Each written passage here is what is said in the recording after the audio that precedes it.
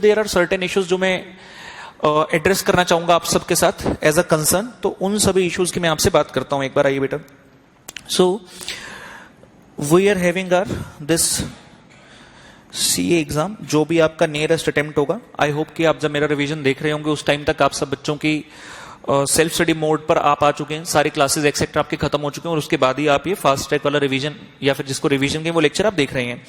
Now lot of time बेटा ऐसा होता है, हम सब ये चीज ऑब्जर्व करते हैं कि सीए कोर्स जितना डिमांड करता है, हमने पढ़ाई भी की अच्छे से, स्टिल जो रिजल्ट था वो हमारी फेवर में नहीं आ पाया, या फिर अगर हमारा एग्जाम फर्स्ट टाइम है तो हम ऐसा क्या करेंगे रिजल्ट हमारी फेवर में हो, राइट। तो what are the various things जो हमें लगता है कि हम पहले ही कर दें सो दैट रिजल्ट वाले डे पे हमें मायूस ना होना पड़े। तो there are very very important things, right, जो कि अपने एक्सपीरियंस है। देखो हर टीचर का अपना एक स्टाइल है बताने का, हर टीचर के लिए कोई चीज ज्यादा इंपॉर्टेंट कुछ कम इंपॉर्टेंट हो सकती है, हर टीचर का अपना एक तरीका है, हर स्टूडेंट का अपना एक तरीका है पढ़ने का। तो when in the student phase मैंने किन चीजों को ऑब्जर्व किया, क्या सीखा, और एज अ टीचर भी क्या चीजें मुझे लगी हैं। 2008 में क्वालिफाइड बैक, 10 ईयर्स अब हो चुके हैं ऑलमोस्ट इस चीज को। तो क्या मैंने ऑब्जर्व किया 2 साल में, क्या क्या दिक्कतें स्टूडेंट्स को आती हैं और किस तरह से उनको एड्रेस किया जा सकता है, तो उनकी बात बेटा आइए मैं आपके साथ करता हूं।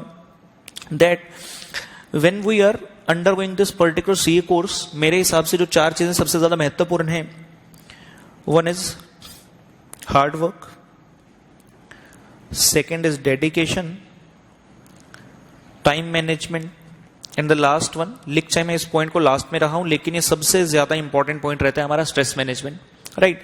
तो आइए इन जरा चीजों को हम देखते हैं एक एक करके कि कैसे रोल प्ले करेंगे। सुना आपने बहुत जगह से होगा ये, अंडरस्टैंड दिस, बट यस एक बार मैं अपनी तरफ से सिंसियर ट्राई करूंगा कि आप बच्चों को मैं जितना भी इस चीज के बारे में एफर्ट डाल सकूं, तो I will try my best, right बेटा। सबसे पहला पिलर मैंने आपके सामने यहां पर लिखा है हार्ड वर्क।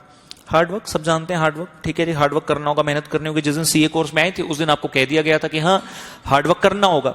अब बच्चे हमसे अक्सर पूछते हैं सर कितने घंटे पढ़े, हाउ मेनी आवर्स, कितना हार्ड वर्क करें। तो देखो इसका कोई डेफिनेशन नहीं है, there is no clear cut definition कि मैं आपको कह दूं आपको 10 घंटे पढ़ना है, 15 घंटे पढ़ना है, 20 घंटे पढ़ना है। पहली बात तो हर स्टूडेंट का क्या प्लान है डिपेंड उसके ऊपर करता है। अब एज अ स्टूडेंट मेरा प्लान ये था कि मैं तो सभी कोर्सेज साथ में कर रहा था और मैं तो रैंक के लिए प्रिपेयर करता भी था, तो उस केस में मेरा हार्डवर्क थोड़ा ज्यादा था। I used to study almost 20 hours a day, 5 साल के लिए मेरा तो यही शेड्यूल था। लेकिन आप बच्चे तो एक ही कोर्स कर रहे हैं जिसमें भी हो सकता है कि हम बोथ ग्रुप कर रहे हैं, सिंगल ग्रुप कर रहे हैं। अगर बोथ भी कर रहे हैं तो हो सकता है हमारा स्कोप हम जानते हैं क्या हम रैंक लेना चाहते हैं या फिर हमें लगता है कि हम रैंक नहीं ले सकते, एक्सेट्रा। तो हर तरह का स्टूडेंट है। कुछ स्टूडेंट ऐसे होते हैं जिनके लिए कोई ऑप्शन ही नहीं है, जो चाहते हैं कि हाँ हमें फर्स्ट शॉट में ही क्लियर करना है, जबकि कुछ स्टूडेंट ऐसे हैं जो कहते हैं कि नहीं यार इस बार नहीं भी हो तो अगली बार कर देंगे, इतना कोई टेंशन लेना। मम्मी पापा बड़े केयरिंग है, कहते हैं कि बच्चे ने प्रेशर नहीं लेना बेटा। तो इस तरह के भी स्टूडेंट्स होते हैं। तो hard work how many hours का कोई क्राइटेरिया नहीं है, but yes it is sure that hard work is to be done, या फिर मैं हार्ड वर्क से अच्छा एक बेटर वर्ड बोलूं स्मार्ट वर्क, राइट। तो what's there is a difference between the hard work and the smart work. अब मान लीजिए आपके अकाउंट्स में there are let's say 20 chapters, right. आपके पास 20 चैप्टर्स हैं अकाउंट्स में। आप सभी चैप्टर को हार्डवर्क करते करते सभी चैप्टर के आपने क्वेश्चन सॉल्व कर लिए, और जब एग्जाम में पहुंचे तो आपको पता चला कि अरे यार जिस तरह से आपने प्रिपरेशन की थी उस तरह से एग्जाम में तो चीजें आई नहीं है। अब अकाउंट्स में जो ओल्ड सिलेबस में रहता था, there used to be a question number 1 जो 20 मार्क्स का कंपलसरी क्वेश्चन है, एंड जो है ही किसके ऊपर, अकाउंटिंग स्टैंडर्ड के ऊपर। तो कितनी इंपॉर्टेंट स्ट्रेटेजी है स्मार्ट वर्क के अकॉर्डिंगली कि अगर मैं 20 में से 20 इस क्वेश्चन में सिक्योर कर लूं। अब अकाउंटिंग स्टैंडर्ड अगर आप देखोगे तो नए क्वेश्चन बनते हैं, यूजुअली बंद हो गए हैं। जो पहले वाले क्वेश्चन है मोर और लेस वही क्वेश्चन आपको आते हैं। अगर नया कुछ आ भी गया तो 20 के 20 का नया नहीं आएगा, लेट्स से 4 नंबर का 5 नंबर का क्वेश्चन नया आ गया। तो स्मार्ट वर्क की स्ट्रेटेजी कहती है कि मेरे को अकाउंटिंग स्टैंडर्ड 20 मार्क्स का बहुत अच्छे से करके जाना है, बिकॉज इसका जो इंपैक्ट होगा वो मेरे पेपर में सबसे ज्यादा रहने वाला है। अगर ये 20 में से आपने 20 ले लिए तो इसका क्या मतलब हुआ, पास होने के लिए बाकी 80 में से आपको सिर्फ 20 नंबर चाहिए, बिकॉज 20 में से 20 तो यहां ले लिए। अगर मुझे सिंपल 40 का जो पहला एम हमारा सीए स्टूडेंट का रहता है तो मुझे सिर्फ 20 मार्क्स इसके अंदर लेने होंगे। Similarly let us talk about another strategy. Let's say हम कॉस्ट एफएम की बात करते हैं, ठीक है जी। ओल्ड सिलेबस में कॉस्ट एफएम इकट्ठा होता था, लेकिन अब नए सिलेबस में कॉस्ट अलग है, एफएम अलग है। तो ओल्ड सिलेबस में अगर आप बच्चों को याद हो, एक क्वेश्चन नंबर 5 और एक क्वेश्चन नंबर 7, ये 2 क्वेश्चन थ्योरी के आते थे। अब कुछ बच्चों का प्रैक्टिकल वीक होता है, लेकिन फिर भी वो कहते हैं सर हमसे पेपर नहीं निकल रहा, बिकॉज स्ट्रेटेजी सही नहीं है। क्वेश्चन नंबर 5 है, क्वेश्चन नंबर 7 है, दोनों के दोनों थ्योरी क्वेश्चन है। 32 मार्क्स की थ्योरी, और क्वेश्चन नंबर 7 में तो 4 नंबर की एक चॉइस भी है, यानी कि 36 मार्क्स की थ्योरी में से आपको 32 मार्क्स की थ्योरी को अटेम्प्ट करना है। तो स्मार्ट वर्क का प्रिंसिपल ये कहता है कि थ्योरी को अच्छे से कर जाओ। और बच्चे ऐसा कहते हैं कि सर थ्योरी में नंबर नहीं मिलते, अरे यार मैं तो 32 में से 32 ले आता था। तो आपको अपनी प्रेजेंटेशन स्किल पर वर्कआउट करना होगा। आप भी इसमें से अच्छे, अगर मैं ज्यादा नहीं, लेट से 32 मार्क्स की थ्योरी आ गई और आप इसमें से 25 ले लें, यानी कि बाकी 68 मार्क्स का आपका पेपर है। 32 यहां हो गए, 68 यहां हो गए। इस 68 में से आपको मिनिमम 15 नंबर चाहिए अपना 40 बनाने के लिए, राइट। तो उस वे से हमें सोचना होगा, उस वे से हमें कोशिश करनी होगी चीजों को अंडरस्टैंड करने की, राइट। ये स्ट्रेटेजी आप वर्कआउट करेंगे, राइट। तो हार्ड वर्क से हमें घबराना नहीं है, हार्ड वर्क बिल्कुल करना है। और देखो सिंपल सा ये बात है बेटा, किसी भी फील्ड में जाओगे हार्ड वर्क है। दूर से आप बच्चों को, बहुत से लोग ऐसे हैं जिनकी लाइफ आपको चकाचौंध लगती होगी। अब आप मतलब कहीं स्टूडेंट मेरे को आकर बोलते हैं अरे सर मजा आ गया, प्रोफाइल पढ़ लिया आपके, तो सभी एग्जाम में रैंक है, सभी डिग्रीज हैं आपके पास, तो सवाल ये उठते क्या ऐसे ही हो गया? नहीं, इसके लिए मेहनत तो बेटा बहुत करनी पड़ी। अब आज की डेट में आप लोग कहते हैं कि अरे विराट कोहली का नाम है, बताओ इतने सारे पैसे कमा लिए, महेंद्र सिंह धोनी कहां से कहां पहुंच गया। तो आप उसका बायोपिक देखें या फिर आप उनके बारे में पढ़ें, आपको पता चलेगा कि कितने टफ लाइफ से वो गुजरते हैं, राइट। उनके चीजें हमसे बहुत ज्यादा हार्डवर्क में बहुत आगे हैं बेटा, इसीलिए वो इतना आगे तक जाते हैं। तो आप ये सोच लीजिए कि किसी भी फील्ड में आप हैं, आप बॉलीवुड में चले जाइए, जितने एक्टर एक्ट्रेस हैं आप देखकर इतना उनकी लुभावनी जिंदगी होती है कि हम कहते हैं अरे यार क्या बात है, दे आर सो ब्यूटीफुल, ठीक है जी, मेंटेन भी किया अपने आप को और इतना इतना पैसा कमा रहे हैं, एक एक एडवर्टाइजमेंट में आते तो करोड़ों रुपया ले लेते हैं। लेकिन आप इसके पीछे जानने की कोशिश तो एक बार करो कि वो किस तरह से अपने आप को फिट रखते हैं। आप लोगों का जब मन करता है गली बाजार में चले गए, स्ट्रीट फूड खा लिया, ठीक है, जिस दिन मन किया भटूरा खा लिया, जिस दिन मन किया हैवी फूड खा लिया, पूरी खा ली, क्या उन लोगों को अलाउड है ये चीजें? अरे प्रॉपर डाइट चार्ट है उन लोगों के यार, ऐसा नहीं होता। तो उन लोगों को प्रॉपर डाइट शेड्यूल फॉलो करना है। आप लोगों को क्लास के लिए हम बोलते हैं सुबह 5 बजे उठकर आ जाओ, आपको कितना मुश्किल लगता है। उन लोगों को देखो डेली मॉर्निंग का शेड्यूल फिक्स है, इतने बजे उठना है, योगा करना है, जिम जाना है, क्या हम लोग ऐसा कर लेंगे? राइट। तो जैसे हमारे लिए ये चीज मुश्किल है, सिमिलरली उनके लिए भी ये चीज मुश्किल है। आपको इस चीज को अंडरस्टैंड करना होगा, whichever the field is, wherever you want to excel, आपको हार्डवर्क करना होगा। बट यस, हार्डवर्क के साथ जैसे मैंने बताया थोड़ा सा स्मार्ट वर्क आप साथ में करेंगे तो वो हमें ज्यादा बेटर फ्रूट देकर जाएगी। हार्डवर्क के लिए कोई सेकंड थॉट नहीं है, hard work has to be done, it will have to be done, there is no other chance for this, no other substitute for this. The next point comes is dedication. अब बच्चे कहते हैं hard work और dedication तो एक ही है। जी नहीं, hard work, मैंने बोला आपको हार्डवर्क करना, आपने एक दिन सुन लिया, पूरा मोटिवेट हो गए, ठीक है यार हार्डवर्क करेंगे, पहले दिन 10 घंटे पढ़ लिया, दूसरा दिन 10 घंटे, तीसरा दिन 10 घंटे, अब चौथे दिन से वापस 5 घंटे वाले शेड्यूल पे आ गए। तो हार्डवर्क तो किया स्टार्ट, लेकिन बाद में आपका डेडिकेशन छूट गया। तो हमें जब भी आपका अटेम्प्ट है, हम आज की डेट में आपका अटेम्प्ट हो सकता है 1 महीने बाद हो सकता है 2 महीने बाद हो सकता है 3 महीने बाद हो सकता है 4 महीने बाद हो, कितना भी समय हो सकता है। तो हमें इस टाइम के दौरान कोशिश ये करना है that we have to be dedicated. Dedicated का मतलब है कि हमें जो एक बार हार्डवर्क आपने स्टार्ट किया बेटा उसको बीच में छोड़ना नहीं है। अगर मैंने प्लान कर लिया कि हाँ मुझे डेली 10 घंटे पढ़ना है, 24 में से 10 घंटे, 24 में से 7 घंटे की नहीं ली, 17 घंटे बच गए, तो 17 में से हम तो सिर्फ 10 घंटे पढ़ने को कह रहे हैं, बाकी के 7 घंटे तो फिर भी आपके पास है। आप उसमें एक्स्ट्रा सोइए, खाइए, पिए, आप उसमें टीवी देखिए, कुछ भी कीजिए अपने एंजॉयमेंट के लिए, जो आपको लगता है आपको रिलैक्स होने के लिए चाहिए। अगर आपने सोच लिया कि 10 घंटे का हार्डवर्क करना है तो आपको 10 घंटे का वो हार्डवर्क करना ही करना पड़ेगा, उससे आप नहीं बच सकते। तो you have to be dedicated enough to achieve your goal. And whenever we want to study, हमें अपने जो गोल है, let's say we are at this point, ये हमारा मेन एग्जाम है, वट एवर द टाइम में भी, as I said 1 month, 2 month, 3 month, 4 month etcetera, ये हमारा मेजर गोल हो गया, बड़ा गोल, जो कि एग्जाम को पास करना है। तो इस गोल को हमें छोटे छोटे हिस्सों में बांटना होगा।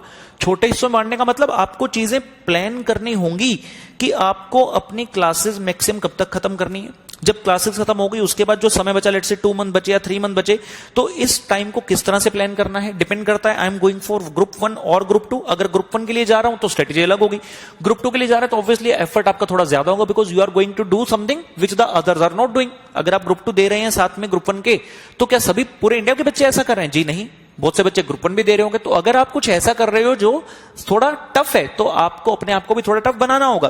तो आपको चीजें प्लान करनी होगी कि आप लेट्स से अगर 12 hours a day study start करते हैं तो आपको किस डेट तक अपने ग्रुप 1 के 4 सब्जेक्ट खत्म करने होंगे। अब वो 4 सब्जेक्ट जो है उसमें से हर एक की डेडलाइन फिक्स करनी होगी कि किसको कितने घंटे डेली पढ़ना है और कौन सा सब्जेक्ट किस डे पे खत्म हो जाना चाहिए। तो वो आपको एक पर्टिकुलर डेडिकेशन से चलना पड़ेगा, तभी ये चीजें आपकी अचीव होंगी। और बड़े इस गोल तक पहुंचने के लिए आपको उन सभी छोटे गोल्स को अचीव करना पड़ेगा। Next comes the point of time management. सबसे बड़ी दिक्कत तो इसी में, हर बच्चा कहता है सर मेरा टाइम मैनेज करा दो। अब टाइम मैनेज करने का क्या मतलब है? यहां पर सिंपल सा ये फंडा है कि जो आप हार्डवर्क कर रहे हो, जिस डेडिकेशन से कर रहे हो, अगर टाइम को मैनेज ना किया तो उस हार्डवर्क का कोई फायदा नहीं है। लेट्स से एक स्टूडेंट कहते हैं सर मैंने 10 घंटे पढ़ाई की, मैंने कल भी 10 घंटे पढ़ाई की, मैंने परसों भी 10 घंटे पढ़ाई की, लेकिन थोड़ा मजा नहीं आ रहा। तो मैंने उससे पूछा कैसे कैसे 10 घंटे पढ़ाई की? तो बोलता है सर सुबह इस दिन में 9 बजे उठा और मैंने ना आप देखा ना था 9 AM से लेके इवनिंग में 7 AM तक मैं कॉन्टिन्यूस, इवनिंग में 7 PM तक मैं कॉन्टिन्यूस 10 घंटे पढ़ता रहा। मैंने कहा अच्छा सेकंड डे बताओ। कह रहा सर सेकंड डे क्योंकि 7 बजे फ्री हो गए थे, जल्दी सो गया, तो सुबह आंख जल्दी खुल के मैंने 6 बजे पढ़ना स्टार्ट किया। 6 से 10 पढ़ा, फिर मुझे लगा ब्रेक ले लेना चाहिए, तो मैंने 1 घंटे का ब्रेक लिया। फिर मैंने कह रहे से 2 पढ़ाई की और फिर मेरा मन नहीं किया, फिर मैं बस रात को 8 बजे स्टार्ट किया। तो 4 घंटे ये, 3 घंटे ये, और फिर मैं 8 से लेकर 11 बजे तक पढ़ा। तो मैंने ऐसा पढ़ा। और मैंने कहा अच्छा तीसरे दिन क्या किया? कह रहा सर इस दिन लेट सोया था तो लेट आंख खुली, मैं इस दिन सुबह 10 बजे उठा और मैंने पढ़ाई स्टार्ट की 11 बजे। 11 बजे से लेकर 5 बजे तक तो मैं पढ़ा, फिर मैंने 5 से 7 का ना ब्रेक ले लिया, तो 6 घंटे में ये पढ़ा और फिर 7 से 11 तक मैं पढ़ा। तो देखो तीनों दिन 10-10 घंटे पढ़ाई की है, लेकिन मेरी नजर में ये बिल्कुल गलत प्लान है। पढ़ाई तो 10 घंटे की, लेकिन टाइम मैनेज कहां किया आपने? टाइम मैनेजमेंट का मतलब है, और डेडिकेशन अगर और हार्डवर्क में साथ में लगा दूं तो इसका मतलब बेटा अगर हमने ये सोच लिया है कि 10 आवर्स स्टडी करना है तो आप हेफाजर्ड मैनर में, एब्सर्ड मैनर में नहीं कर सकते। You have to carefully plan these 10 hours. पढ़ना 10 घंटे है। देखो तीनों ही दिन बच्चे ने 10-10 घंटे पढ़ाई की, लेकिन आउटपुट नहीं निकल पाया क्योंकि आपने टाइम के ऊपर कंट्रोल नहीं रखा। अगर मैं कह रहा हूं आपने 10 घंटे पढ़ना है तो 10 घंटे का प्लान किस तरह से बनाना है? 10 घंटे का प्लान कुछ यूं बनाना है कि मुझे डेली एक ही शेड्यूल फॉलो करना है। अगर मैंने सोच लिया कि मैं डेली मॉर्निंग 7 बजे से 10 बजे तक पढ़ूंगा, 10 से 12 बजे तक मैं ब्रेक लूंगा, ये 3 घंटे मेरी स्टडी के हो गए। उसके बाद मैं 12 से 3 घंटे तक पढ़ूंगा, 3 घंटे मेरी स्टडी की हो गए। 3 से 5 का मैं ब्रेक लूंगा, 5 से 8 तक मैं पढ़ूंगा, 3 घंटे मेरे ये हो गए। लेट से 5 से 8 तक पढ़ा और उसके बाद 8 से 10 का मैंने ब्रेक लिया और सर 10 से 11 में पढ़ूंगा, 1 घंटा ये हो गया। तो कुल मिलाकर ये भी हमारे आवर्स हो गए 10। तो आपको हर रोज यही शेड्यूल फॉलो करना है।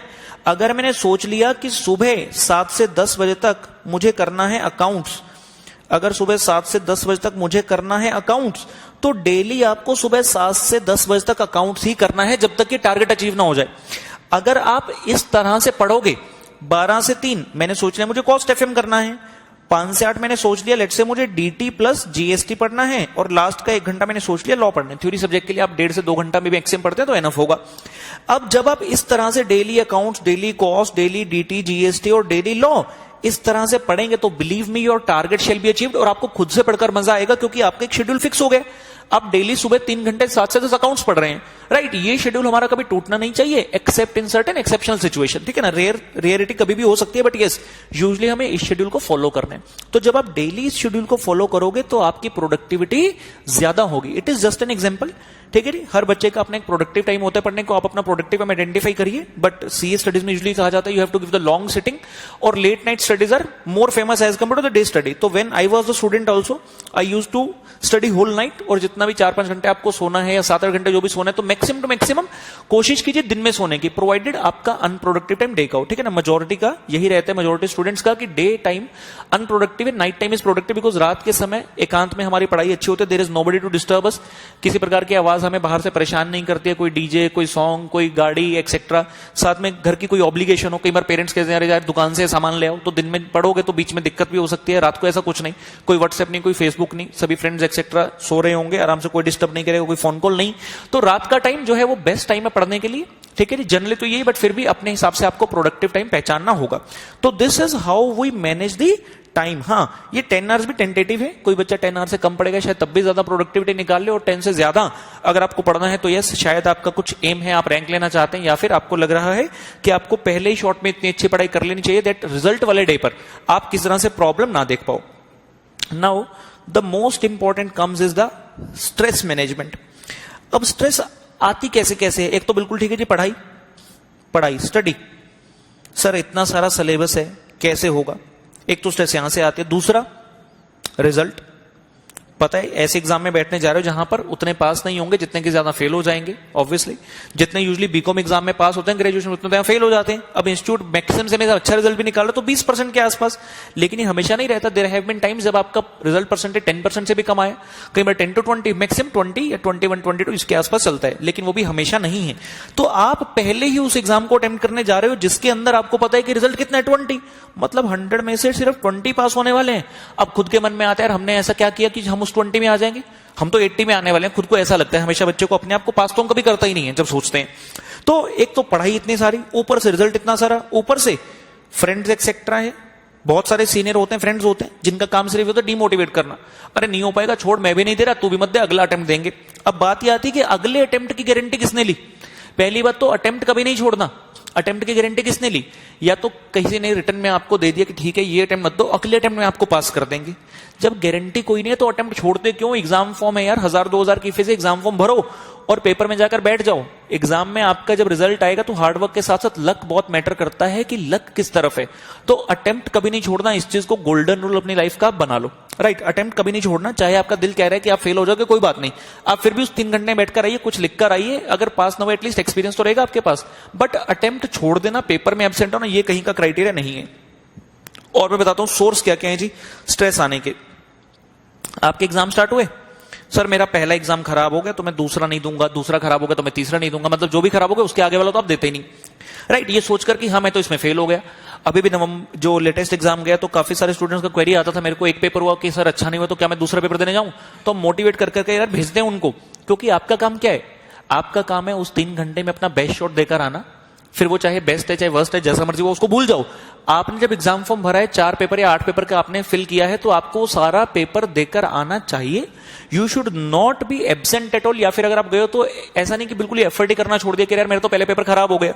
तो स्ट्रेस के डिफरेंट सोर्स हैं। एक और हेल्थ इश्यूज कह लूं, फैमिली इश्यूज कह दूं, कुछ भी होते हैं कि बड़ी सारी चीजें हो जाती है जिनके ऊपर हमारा कंट्रोल नहीं है। तो स्ट्रेस को मैनेज कैसे करना है और क्यों करना है, इसको जरूरी है। तो इन पहलुओं का मैं आंसर आपको देता हूं। पहली बात, पढ़ाई सिलेबस। अब सिलेबस है तो है सबके लिए, ऐसा तो नहीं कि सिर्फ मेरे लिए बाकी इंडिया के लिए नहीं है, जितने बच्चे जा रहे हैं सबके लिए। अब जो बच्चे इसको नॉर्मल मैनर में ट्रीट करते हो कि ठीक है सबके लिए चले जाएंगे एग्जाम देने, वो पास हो जाएंगे। लेकिन जो स्ट्रेस में ही रह जाएगा कि अरे इतना सारा सिलेबस है मैं कैसे करूं, तो देखो कुछ नहीं होने वाला। सिलेबस चाहे आज करो चाहे कल करो, करना ही करना पड़ेगा। You don't have the option to change that, ठीक है ना। ये तो इंस्टीट्यूट ने बना दिया तो सिलेबस हमें करना पड़ेगा। तो सिलेबस को 100% कवर करने की कोशिश करो। हाँ, अगर एंड तक आते आते लग रहा है कि यार 100% करने के चक्कर में सब कुछ छूट रहा है, तो थोड़ा बहुत रिस्क आपको लेना होगा। इट इज नॉट जनरल, मैं सबके लिए नहीं कह रहा हूं, सिर्फ उन स्टूडेंट के लिए जिनको लगता है कि हाँ कंट्रोल में चीज नहीं आ पा रही। तो देखो 100 मार्क्स का पेपर है, ऐसा बिल्कुल नहीं है कि 100 नंबर का करके ही पास हो गए। A single chapter etcetera can not decide the result. तो आप 100 में उस समय पर हो सकता है 1-2 चैप्टर छोड़ दो, 2-3 चैप्टर छोड़ दो, आप अपनी तैयारी को थोड़ा सा रिस्ट्रिक्ट कर लो। रादर देन आप 100% पढ़ने के चक्कर में एक बार पढ़े, उससे बेटर है कि आप 80% करो, लेकिन उसको अच्छे से पढ़कर जाओ, चाहे 2 बार उसको पढ़कर आराम से एग्जाम देने जाओ। जब ये रिजल्ट की बात, अब रिजल्ट इंस्टीट्यूट के हाथ में, क्या एग्जाम देते वक्त हमें पता है कि रिजल्ट कितना आने वाला? नहीं। कुछ लोग ऐसे ही बेमतलब से र्यूमर फैलाते हैं, अरे पिछली बार इतना रिजल्ट आया तो इस बार कम आएगा, मई में अच्छा आता है, नवंबर में कम आता है, फिर नवंबर में अच्छा आता है, मई में कम आता है। तो ऐसा कोई क्राइटेरिया नहीं है। अगर आप रिजल्ट का सोचकर पेपर देने जा रहे हैं कि रिजल्ट ऐसा हो जाएगा, इंस्टीट्यूट कम निकालने वाला एक्सेट्रा, तो बहुत ही बेकार बात है जी। इंस्टीट्यूट किसी को रिवील नहीं करता और ये सारी बेबुनियाद बातें आपको बिल्कुल भी नहीं सोचना कि कितना रिजल्ट आने वाला है। आपको फोकस इस चीज के ऊपर करना है कि आपका काम है एग्जाम देना, आपको एग्जाम देने जाना है। तीसरी बात आ गई फ्रेंड्स,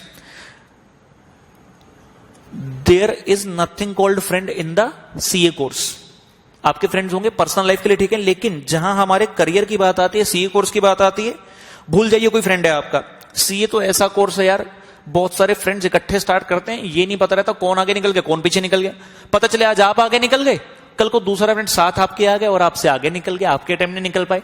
तो फ्रेंड पर्सनल रिलेशन के लिए ठीक है, लेकिन इस चीज के लिए कि मैं एग्जाम नहीं दूंगा तो भी एग्जाम मत दे, मैं तेरे घर आ जाता हूं साथ में बैठकर पढ़ाई करते हैं, देखो मैं इस चीज को कभी अच्छा नहीं मानता। हाँ, बहुत से बच्चे करते हैं ग्रुप स्टडी, लेकिन दिक्कत तब आती है जब एक बच्चा तेज है और आपका थोड़ा दूसरा फ्रेंड थोड़ा कमजोर, तो आपको लगने लगता है कि अरे पंगा हो गया। अगर मैं अकेला कर रहा हूं तो शायद मैं इतनी देर में 5 क्वेश्चन कर लेता, लेकिन इसके बाद बैठकर तो मेरे 3 ही क्वेश्चन हुए।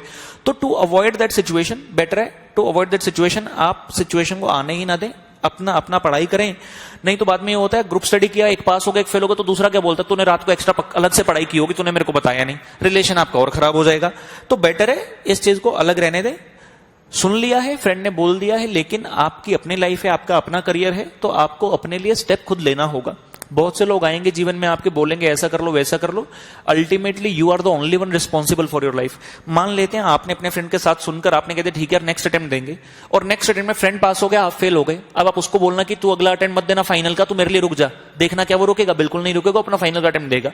दूसरी बात, अगर आपके फ्रेंड से कहकर आप उसको आपने बोल दिया, उसने आपको बोला और आपने अटेम्प्ट नहीं दिया, और आप जब इंटरव्यू में गए तो वहां पर देखा गया कि आप फर्स्ट अटेम्प्ट नहीं हो, आप सेकंड अटेम्प्ट हो, क्योंकि आपने पहले अटेम्प्ट दिया नहीं, तो क्या आपका ये एक्सक्यूज वहां पर चलेगा कि मेरे दोस्त ने ऐसा बोला था तो मैंने ऐसा नहीं किया? बिल्कुल नहीं। तो फ्रेंड जो बोलते हैं, सीनियर जो बोलते हैं कि ऐसा हो जाएगा वैसा हो जाएगा, डोंट लिसन एट ऑल, अपने दिल की सुनिए, और दिल की भी क्या सुननी है, जो नियरेस्ट अटेम्प्ट है, अटेम्प्ट आपको देना है, उस बारे में कोई चर्चा हम नहीं करेंगे। देन आगे एग्जाम की बात। एग्जाम के दौरान कि सर पहला पेपर खराब हुआ, दूसरा पेपर तो मैं नहीं दूंगा, तो इसके बारे में आइए मैं आपको बताता हूं। तो recently one of my student over here, उन्होंने क्या किया, अकाउंट्स का पेपर था जो आईपीसी का पहला, सेकंड लॉ था, ओल्ड सिलेबस में उसका पेपर था बच्चे का, तीसरा कॉस्ट एफएम था, और नेक्स्ट था पेपर टैक्स का। तो अकाउंट्स का पेपर उसने दिया, और अकाउंट्स पेपर देते फोन आगे कह रहे सर अकाउंट्स पेपर मेरा खराब होगा तो मैंने अगले पेपर नहीं देने। तो मैंने कहा नहीं, यू हैव टू अटेम्प्ट, आपको अगला पेपर अटेम्प्ट करना है, ठीक है। पिछले 4 महीने से बच्चा टच में था, रिजल्ट से पहले भी, एग्जाम से पहले तो अच्छा पढ़ाई कर रहा था, तो अकाउंट्स पेपर अच्छा नहीं हो तो मन टूट गया। कई बार होता है ऐसा, कोई प्रॉब्लम वाली बात नहीं, अक्सर होता है। तो मैंने कहा नहीं, आपको ऐसा नहीं करना, आप तीनों पेपर दीजिए। तो बड़े मुश्किल से सुझाव बुझाकर मैंने उसको तैयार किया कि तू दे। लेकिन जैसे ही एग्जाम खत्म हुए तो उसने मेरे को बोला कि सर मैंने दे तो दिए, लेकिन हर एग्जाम में मैं 1.5 घंटे में वापस आ गया। अब मैंने कहा अगर ये मेरे को पहले बताता तो मैं इसको थोड़ा समझा भी देता, अब तो एग्जाम खत्म हो गए, अब क्या किया जा सकता है। तो बोला सर रिजल्ट आएगा, मैं पक्का फेल हूं, मेरा कुछ नहीं होने वाला। रिजल्ट आया, जैसा उसको पता था फेल तो हुआ, लेकिन जिस पेपर के चक्कर में सब कुछ किया, accounts, he got 45 marks. Accounts में तो पास था, लेकिन दिक्कत क्या हुई कि खुद से माइंड में फोबिया बना लिया कि मेरा पहला पेपर खराब हुआ तो मैं अगले दूंगा ही नहीं, और अगर दूंगा तो इतने बेमन से दूंगा कि हाँ मैं उसमें पास ही ना हो पाऊं। और जिसमें 1.5 घंटा बैठकर इन सभी पेपर में उस बच्चे के 34 से लेकर 39 के बीच में मार्क्स हैं। यानी कि अगर 3 घंटे बैठ जाता तो कहां जाते हैं मार्क्स, और इसमें तो पास ही हो गया, तो मतलब ओवरऑल रिजल्ट तो पास था। तो दिक्कत कहां आई? दिक्कत आ गई अपने मन की, गलत चीज आपने चुन ली, बुन ली कि हाँ मेरा पहला पेपर ठीक है ना तो मुझे दूसरा नहीं देना।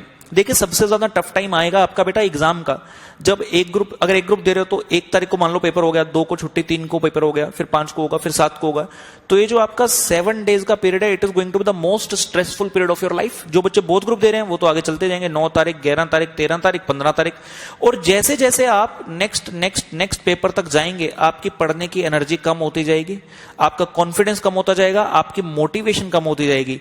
Remember that is the time to show that yes you have prepared. आप ये समझो जब आप एग्जाम देने बेटा जा रहे हो, उससे पहले 6 महीने तक आपने सारी क्लासेस ली, सेल्फ स्टडी की, इतना हार्डवर्क किया, उस हार्डवर्क का क्या फायदा अगर हम उस एग्जाम को देने ना जा पाए। तो अटेम्प्ट कभी नहीं छोड़ना।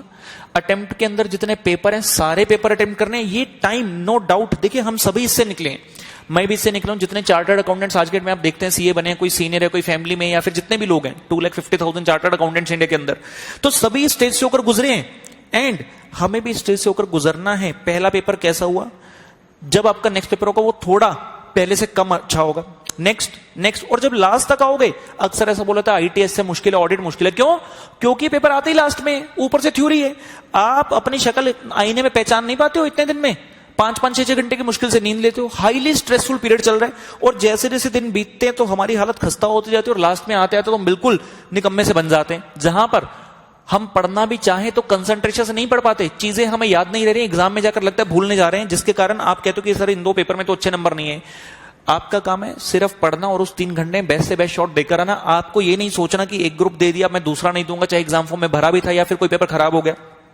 एक और आपको एग्जांपल देता हूं, तो I had my attempt in May 2006, मई 2006 में मेरा भी पेपर था PE2 का। तो we were 3 friends who were attempting both groups. CA foundation हम तीनों फ्रेंड्स ने इकट्ठा किया, मई 2005 में अटेम्प्ट था, तीनों ने इकट्ठा क्लियर भी किया। फिर PE2 आया, जिसको आप लोग इंटरमीडिएट आईपीसी भी बोलते हैं। तो PE2 में जब आ गए तो हमने सोचा कि हाँ हम बोथ ग्रुप्स देंगे। उस टाइम पे हमारे समय पे बेटा 3 पेपर, 1, 2, 3 एंड देन 4, 5, 6। तो ग्रुप 1 में 3 पेपर होते थे, ग्रुप 2 के अंदर 3 पेपर होते थे। तो हमने ग्रुप 1 के तीनों पेपर दिए, ग्रुप 2 स्टार्ट हो गया। 4th पेपर था कॉस्ट एफएम का, होता तो उस समय पे दिया।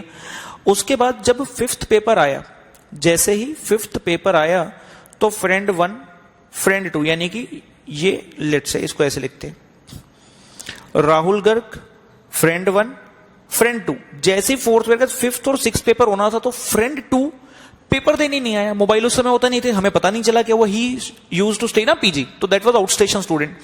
तो हमें यही नहीं पता चल पाया, वो भाग भी गया, हमें मिला भी नहीं कि हम उससे पूछ सकते। तो हमें यही नहीं पता उसने पेपर क्यों नहीं दिया। रिजल्ट आ गया, मैं पास हो गया, ये पास हो गया, इसका हमें पता ही नहीं, ना रोल नंबर था हमारे पास, और इसने ना फोन कॉल, कोई के फोन उस समय पे तो नहीं थे और हमें मिला नहीं। तो समय निकलता गया, मई 06 निकल गया, नवंबर 06 निकल गया, मई 07 निकल गया।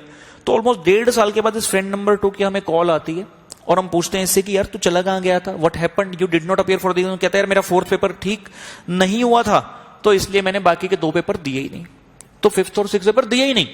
तो हमने कहा रिजल्ट क्या था, कह रहा हाँ मेरा ग्रुप 1 पास हो गया। मैंने कहा चलो यार जो तुमने दिया वो पास हो गया, ग्रुप 2 में क्या रखा था वो तो मैंने दिया ही नहीं। मैंने कहा नहीं, जो पेपर दिया था उसके बारे में बताओ ना, उसमें क्या बना, तुम्हें लगा कि क्लियर नहीं होगा, हुआ क्या उस पेपर में। तो we were shocked to hear he got 68 in that paper. Cost FA में ही गॉट 68 मार्क्स, जिस पेपर में उसने सोचा कि मेरा पेपर अच्छा नहीं हुआ और उसने अगले 2 पेपर अटेम्प्ट ही नहीं किए। तो ऐसा क्यों? कई बार हम अपने आप से इतनी ज्यादा प्रॉमिस करते हैं और इतना ज्यादा ओवर एक्सपेक्टेशन अपने आप से करते हैं कि थोड़ा सा भी खराब हो जाए तो हमें लगता है पेपर खराब हो गया, और हम उसके बेस पे अपने माइंड में स्ट्रेटेजी बना लेते हैं कि इंस्टीट्यूट हमें फेल कर देगा और हम अगले पेपर नहीं देंगे।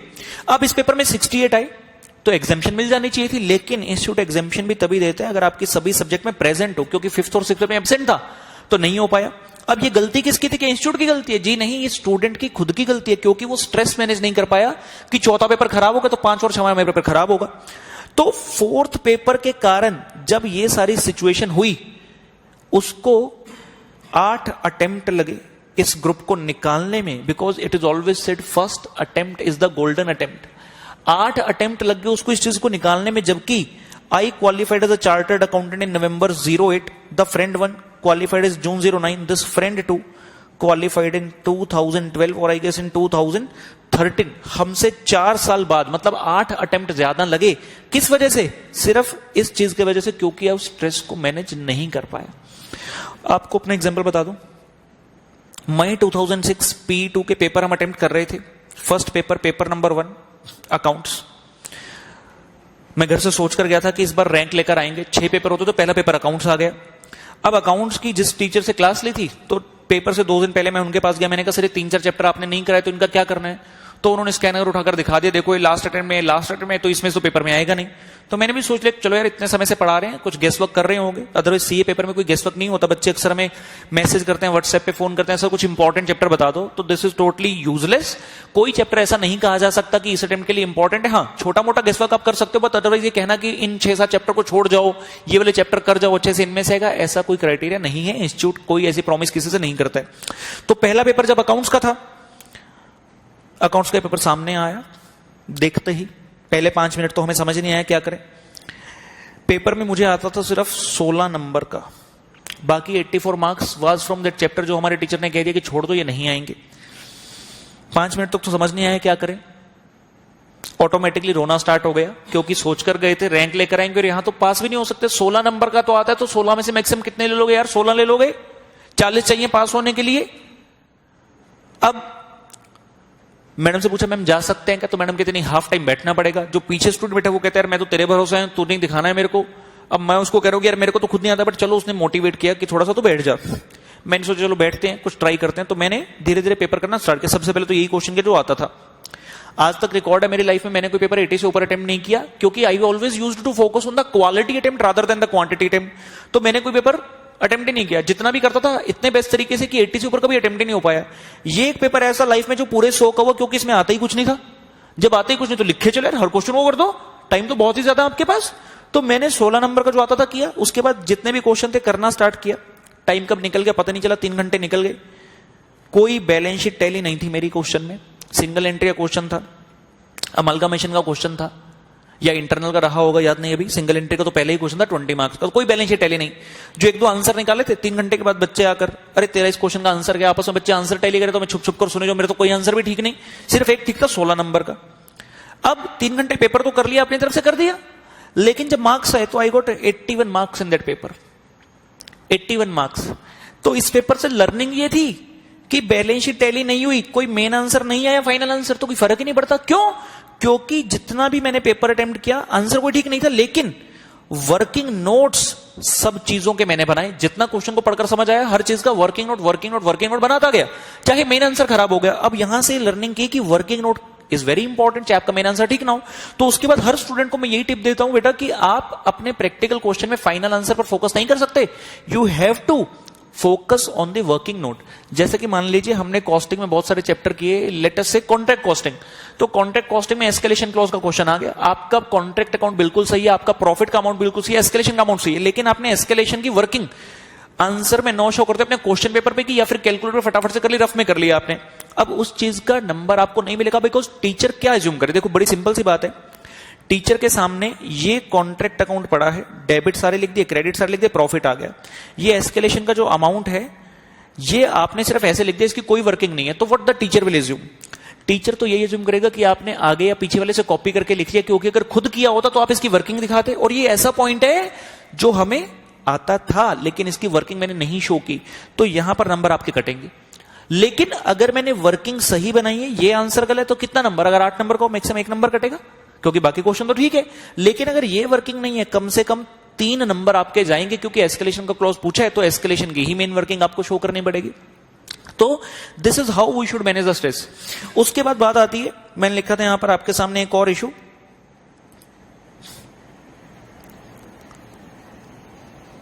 ये देखिए health and the family issues, जरा इस बारे में बात कर रहा हूं। तो हम कई बार इतने ओवर एंथुसियास्टिक हो जाते हैं कि अपनी हेल्थ का ध्यान नहीं रहता, पढ़ते पढ़ते अपनी हेल्थ खराब कर लेते हैं। या फिर ऐसा कहूं कि जब एग्जाम का टाइम आता तो हम इतने डरे हुए होते हैं, इतने स्ट्रेस में होते हैं कि हम बहाना ढूंढते हैं। वी फाइंड द रीजन कि यार मैं उस एग्जाम से बच जाऊं। लगता है कई बार मन में तो सबके आता होगा, अरे यार पेपर काश लेट हो जाए, काश इंस्टीट्यूट ऐसा कर दे, डिले हो जाए पेपर, काश ये आज पोस्टपोन हो जाए। जिस दिन टेस्ट होता है उस दिन सबको लगता है आज ये पोस्टपोन है, कल तो मैं पता नहीं क्या तीर मार दूंगा। हालांकि नेक्स्ट डे फिर से वही हाल होगा आपको कि काश पोस्टपोन हो जाए। तो हम क्या करते हैं, कई बार एक्चुअल में हेल्थ खराब करते हैं और कई बार आउट ऑफ स्ट्रेस हमारी हेल्थ खराब हो जाती है। एग्जाम्पल देता हूं आपको, तो सीएस फाउंडेशन की बात है। There was one of my student in the year 2012 और 13 आई गेस। तो 2 पेपर तो हुए बच्चे के, रोज सुबह 9 से 12 पेपर होता था। तो मैं सब बच्चों को जैसे ऑल द बेस्ट का मैसेज भेजता हूं तो वैसे भेजता था। तो थर्ड डे जब थर्ड पेपर था 9 to 12 इको का पेपर था इस दिन, तो 8 बजे के आसपास मैंने ऑल द बेस्ट का मैसेज भेजा, तो कॉल बैक आ गया। तो मैंने बोला हाँ बेटा कैसी तैयारी है। तो सरप्राइजिंगली बच्चे ने तो बात ही नहीं की। बात कौन कर रहा था, उसके फादर साहब। तो कहते रहे सर आपने ऑल द बेस्ट का मैसेज भेज दिया, मैं तो हॉस्पिटल में। मैंने क्या हो गया, कह रहे बच्चे का बहुत तेज पेट दर्द हुआ है। मैंने कहा ऐसा क्या हो गया, कह रही है कि इन्फेक्शन है। मैंने कहा कुछ रिजल्ट्स वगैरह, कुछ डायग्नोस, कुछ टेस्ट वगैरह। कह रहे नहीं टेस्ट तो नहीं हुआ अभी, और वो कह रही कि टेस्ट नहीं कराना बट पेट में बहुत दर्द है। तो मैं समझ गई चक्कर क्या है कि बच्चे की तैयारी शायद कम है और वो एग्जाम से बचने के लिए आकर हॉस्पिटल में लेट गई है कि अरे यार मेरे को पेपर नहीं देना। तो मैंने उसके फादर को एक ही चीज बोली कि डॉक्टर से इमीडिएटली कोई मेडिसिन है तो दिलाओ, पेन किलर, इसको उठाकर ले जाओ, एग्जाम हॉल में भी 1 घंटा पड़ा है। तो उसके फादर बोलते नहीं जी नहीं, बच्चे की तबीयत खराब है। अब मैं जानता हूं कि तबीयत कैसी खराब है, बिकॉज ये पहला केस नहीं था, बहुत से केस ऐसे हम सुनते भी और देखते भी प्रैक्टिकली। तो बच्चे को जबरदस्ती पेपर में हमने बिठवाया और फादर से कहलवा दिया कि अगर 3 घंटे से पहले बाहर आए तो फिर अंजाम बहुत बुरा होगा। तो 3 घंटे जबरदस्ती बच्चे को एग्जाम के अंदर बिठाया गया। बच्चे ने बहुत बुरा भला भी बोला होगा मुझे, क्योंकि मैं ही था इस पूरे एपिसोड के पीछे। और चौथा पेपर भी फिर उसने दिया। जब रिजल्ट आया तो she got 58 in that paper and she cleared her CS foundation exam. अब देखो हेल्थ लग रहा है खराब होगी, लेकिन एक्चुअल में खराब नहीं है, बहाना हम ढूंढ रहे हैं उस एग्जाम से बचने का, क्योंकि स्ट्रेस इतना ज्यादा है कि जिस अटेंड में बैठने जा रहे हो वहां पर इन्हें पास कितने करने, 20-25 बच्चे पास कर रहे हैं। तो पहले से हम अपने आप को प्रिपेयर कर लेते हैं, छोड़ो यार नेक्स्ट अटेम्प्ट देंगे। तो ये सिचुएशन सबके माइंड में आती है, चीजें कोई बड़ी बात नहीं है। बहुत बार आपको ऐसा भी आएगा यार जिंदगी में क्या कर रहे हैं, कहां फंस गए हैं, सिर्फ पढ़ाई पढ़ाई पढ़ाई। दोस्त को देखोगे वो फेसबुक पे फोटो डाल रहा होगा, ठीक है जी, यहां वहां घूमने चले गए, फिल्म देख रहे हो और आप सोच रहे हैं हमारी जिंदगी कैसी हो गई वीरान सी। तो कोई टेंशन नहीं है, ये चीजें सबके माइंड में आती हैं। This is not permanent, this is a temporary situation. तो आपको इस सिचुएशन से लड़ना होगा, जूझना होगा, और एक बार रिजल्ट फेवर में आ गया देन यू कैन रिलैक्स। या फिर ऐसा को कि एग्जाम देने से लेकर रिजल्ट तक का पीरियड तक तो रिलैक्स पीरियड होता है, जब तक कुछ नहीं पता यार तब तक तो एंजॉयमेंट ही करो। और लास्ट फैमिली, ये कोर्स ऐसा है जहां पर हम कहते हैं जब तक आपके पास फैमिली सपोर्ट नहीं है तब तक बहुत मुश्किल है। 2004 से लेकर 2009 तक का मेरा सारा पीरियड रहा, जिसमें मैंने CA, CS, CMA with all the ranks in all India सभी चीजें की। अब सवाल उठता है क्या मैं खुद से ऐसा कर सकता? किया तो देखो खुद से, लेकिन फैमिली का सपोर्ट कितना जरूरी है। सभी मीडियोकर फैमिली से यूजुअली बिलोंग करते हैं, बड़े बड़े घर होते नहीं है। तो 5 साल तक मेरी फैमिली ने टीवी जो देखा है, टीवी म्यूट पे देखा। मुझे नहीं पता उन्हें क्या समझ आता था क्या नहीं, लेकिन ये सेक्रीफाइस सिर्फ आपका नहीं है, the whole family has to be with you, because course ऐसा है जहां पर आप अकेले कुछ नहीं कर सकोगे। आप पढ़ रहे हो और दूसरे कमरे में टीवी चल रहा है, आप मम्मी को जाकर बोलते मम्मी टीवी की आवाज कम करो, में कहते नहीं हमें कुछ लेना तो अपनी पढ़ाई कर, और आपको आ रही है आवाज। तो कैसे आप पास कर लोगे, और कैसे आपकी फैमिली आपको एक्सपेक्ट करे कि हाँ बच्चे से पढ़ाई करके एग्जाम देने चले जाओगे। अब घर में गेस्ट आ जाते हैं जी बहुत बार, और गेस्ट आते तो पूरे विद फैमिली आते, और जितने दिन वो रहेंगे उतने दिन आप डिस्टर्ब रहोगे। चाहे हम कह दें कि आपका अलग रूम है पढ़ने का कुछ भी है, ना चाहते भी आपका ही मन करेगा कजन से थोड़ी मौज मस्ती करें। और अगर उस फैमिली में कोई छोटा बच्चा हुआ तो आप समझ सकते हैं कि कितना तूफान मचा कर रखेगा। तो मेरे साथ भी ऐसा हुआ, पहली बार तो एक फैमिली आई, ठीक है जी, गेस्ट आ गए 4-5 दिन के लिए, जब मैंने देखा कि मेरी पढ़ाई डिस्टर्ब हो रही तो मैंने तो क्लियरली बोल दिया that you are not at all welcome till the time I qualify as a chartered accountant. तो बड़े गुस्से में थे, गुस्सा होते रहे। देखो सिंपल सी बात ये यार, it's your career is a fight. ये एक लड़ाई है आपकी, ये कोई ग्रेजुएशन का एग्जाम नहीं है, कोई बीए बीकॉम नहीं है जहां पर आप सोचते हो कि नॉर्मल मैनर में जिस भी तरह से चल रहा है विद द फ्लो जाते हैं और आपका क्लियर हो जाए।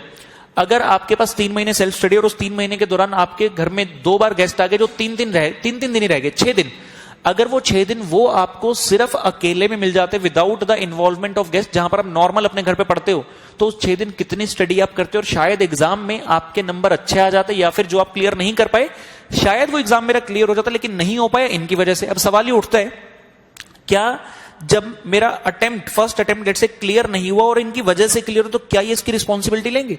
अगर रिस्पॉन्सिबिलिटी ले भी ली, बोल भी दिया मैं जिम्मेवार, तो क्या फर्क पड़ता है? आप इंटरव्यू में जा रहे हैं, कंपनीज अगर सिर्फ उन्हीं कैंडिडेट को सिलेक्ट कर रही है जो फर्स्ट अटेम्प्ट है, क्या आपका फर्स्ट अटेम्प्ट है? नहीं है, तो कंपनी ने तो मेरे को बुलाया भी नहीं, और उसके लिए मेरी गलती नहीं, गलती किसकी?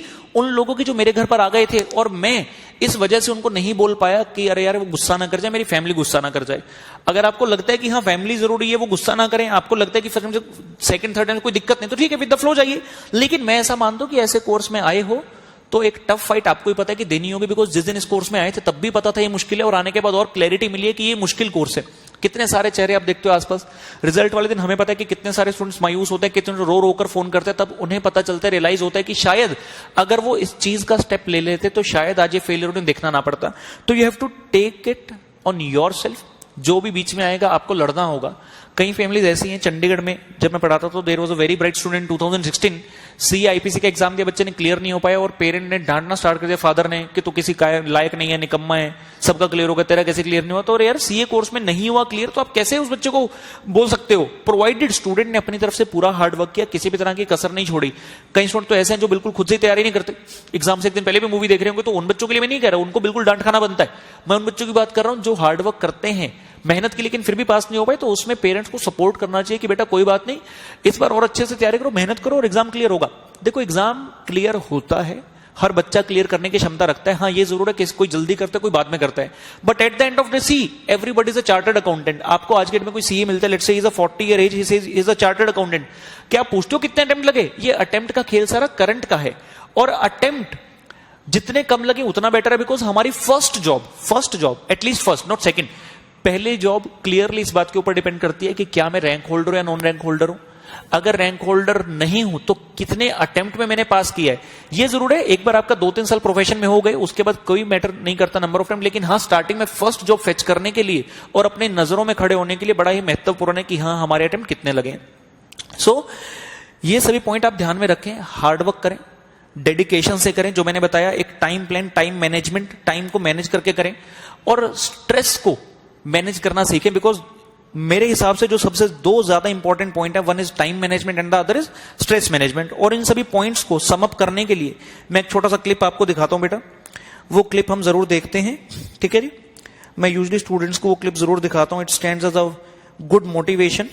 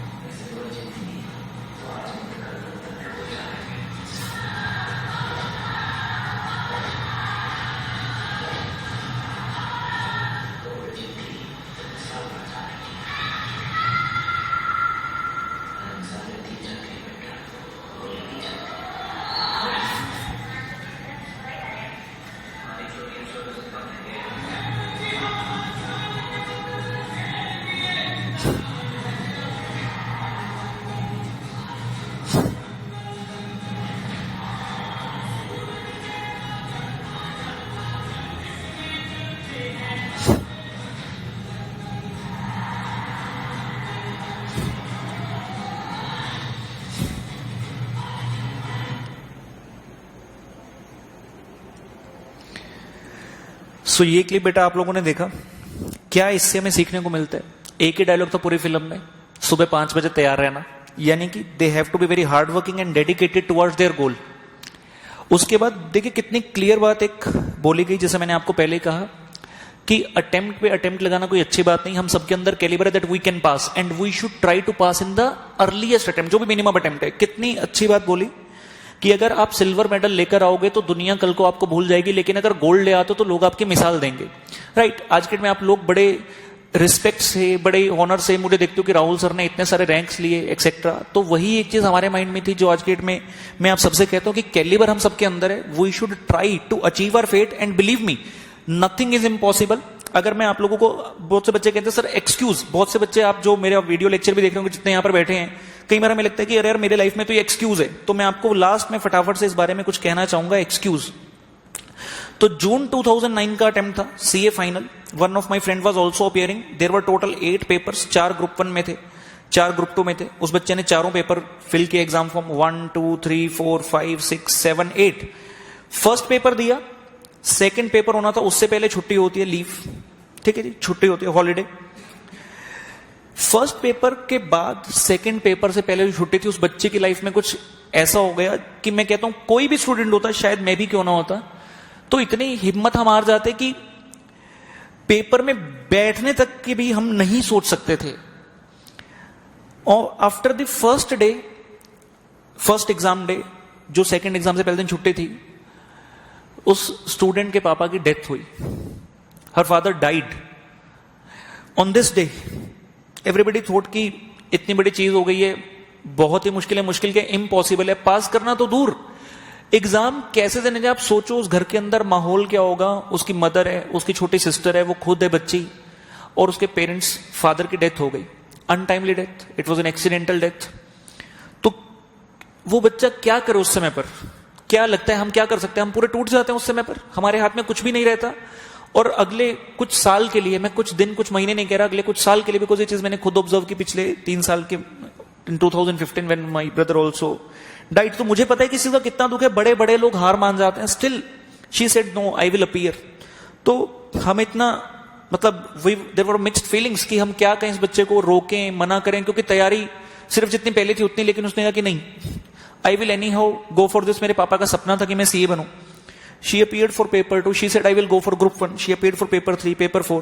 She said नहीं, I will go for group 2 also because मैंने प्रिपरेशन की। She appeared for 5, 6, 7, 8. हम सब जानते थे नहीं क्लियर हो सकता। एक दिन पहले की जो पढ़ाई अगर आप नहीं करते तो आप चीजें नहीं लिख कर आ सकते। जो बच्चे आप में से अगर किसी ने पहले अटेम्प्ट दिया है कभी, तो आप इस चीज को रियलाइज करेंगे। When the result was declared, that student, that child cleared group 1. That child also cleared group 2. She qualified as a chartered accountant. अब क्या कहोगे आप? What is the excuse with us? क्या इससे बड़ा कोई एक्सक्यूज हो सकता है आपके सामने? आपके घर में इतना बड़ा इशू हो जाए, still you manage to go for the exam, still you clear CA. और ये कोई बेबुनियाद बनी बनाई स्टोरी नहीं, बिल्कुल क्लियर मैं आपको बता रहा हूं कि स्ट्रेस कितना होगा, एक्सक्यूज कितने आएंगे लाइफ में, you have to manage.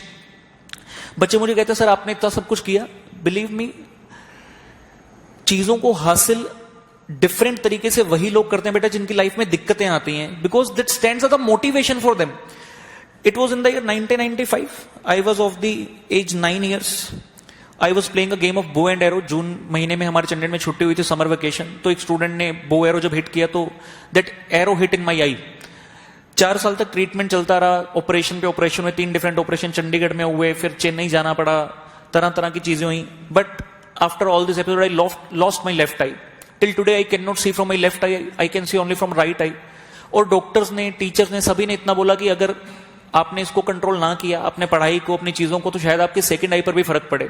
But वो एक चीज थी जिसके कारण मुझे लगा कि मेरी लाइफ तो बहुत ही लिमिटेड होकर रह गई है। मतलब एक सिंपैथी वाली लाइफ। हर कोई ये कहता था कि ठीक है यार, छोटी मोटी डिग्री कर लो, ग्रेजुएशन वगैरह कर लो, छोटी मोटी जॉब कोई मिल जाएगी, 15-20 हजार रुपये महीना, उसमें गुजारा कर लो, बिकॉज जब तक आंख नहीं होगी तो पढ़ोगे कैसे, तब तक जिंदगी जियोगे कैसे। But I took it as a challenge. इतने सारे डिग्रीज करने के पीछे क्या राज था? सीए स्टार्ट किया, देखा सीए सभी कर रहे हैं, मैं एक्स्ट्रा क्या करूं? देखा सीएस का फॉर्म भरा, देखा सीएस भी कुछ बच्चे कर रहे थे, तो मैंने कहा मैं ऐसा क्या करूं जो कोई नहीं कर रहा, जो बहुत ही रेयर ब्रीड है। सीएमएस का फॉर्म भरा, फिर देखा कि सब कुछ ऐसे भी लोग हैं इंडिया के अंदर, कुछ ऐसे हैं जो तीनों डिग्री कर रहे थे। मैंने कहा मैं इनसे डिफरेंट क्या करूं? अब इससे डिफरेंट तो क्या ही करता, तो सोचा क्यों ना इनमें रैंक लेके दिखाऊं। और 7 बार अटेम्प्ट किया, जिसमें से 5 बार पेपर 3 सीए के अटेम्प्ट थे, फाउंडेशन एग्जेक्टिव मतलब फाउंडेशन इंटर और फाइनल, 2 सीएस के, सीएस इंटर फाइनल और सीएमए के, सीएमए इंटर फाइनल। 7 अटेम्प्ट में से 5 बार रैंक लेकर आया, ऑल इंडिया रैंकिंग 1 भी हासिल किया, बिकॉज मुझे पता है कि मेरे लिए उस चीज की क्या अहमियत है। उसके बाद ये एक्सक्यूज के बाद 2009 जून में I had my CS and CMA final exam. नवंबर 2008 में सीए फाइनल के एग्जाम दे दिया, 6 महीने बाद जून 09 में सीएस सीएमए का एग्जाम था। नवंबर 2008 के एग्जाम के बाद my mom got brain tumour, mother को ब्रेन ट्यूमर हुआ, एक के बाद 2, 3, 4, 5 ऑपरेशन 1 महीने के अंदर उनके हेड के किए गए। 6 महीने टोटली वो हॉस्पिटल में, I was alone taking care of my mother. 6 महीने जून 09 तक सारी पढ़ाई हॉस्पिटल में हुई। I was never at home with my books, always in hospital taking care of my setting. एक टाइम पे लगा कि छोड़ देता हूं, अगला अटेम्प्ट दे दूंगा, लेकिन लगा नहीं, आज तक सब चीज पहले अटेम्प्ट में किया, इतनी बड़ी बड़ी मुश्किलें हासिल, इतनी बड़ी बड़ी मुश्किलों को फेस किया, तो क्यों इसको कैसे छोड़ दूं। और जैसा आप सबको कहा, सिर्फ माइंड में एक चीज, अटेम्प्ट नहीं छोड़ना, you have to go to give the attempt. 3 hours में बेस्ट शॉट आप अपना दो, and then the god will see कि हाँ बेस्ट आपके लिए नेक्स्ट क्या हो सकता है। रिजल्ट दोनों का एग्जाम दिया बैक टू बैक, 1 से ऑलमोस्ट 9 तारीख तक आपके सीएस के एग्जाम थे, एक दिन छुट्टी थी 11 से लेकर आपके 12, 13, 14, एक दिन में उस टाइम पे सीएमए के 2 पेपर होते थे, तो 4 दिन के अंदर 8 पेपर दिए। ये 15 दिन बड़े स्ट्रेसफुल रहे। जब रिजल्ट आया, all India rank 13 in CS final, all India rank 3 in CMA final. Learning हर चीज से यही है, एक्सक्यूज लाइफ में बहुत आएंगे बेटा, या तो उस चीज को अपनी ढाल बनाकर ये सोच लो कि अरे यार ये एक्सक्यूज आ गया तो मैं नहीं कर पाऊंगा, या फिर उस चीज को अपनी स्ट्रेंथ बना लो कि हाँ लाइफ जानबूझकर मुझे ऐसी सिचुएशन दे रही है कि टफ है situation, but I have to be more tougher, मैं इसको प्रूव करके दिखाऊंगा that I have to do. और मैं यही चाहूंगा कि आप सब में क्षमता, जैसे मैंने पहले कहा, everybody has a calibre, you just needs to find it out. सब में वो स्पार्क है, आपको सिर्फ उस चीज को पहचानना है, आप सब में वो बात है, आप सब वो कर सकते हैं।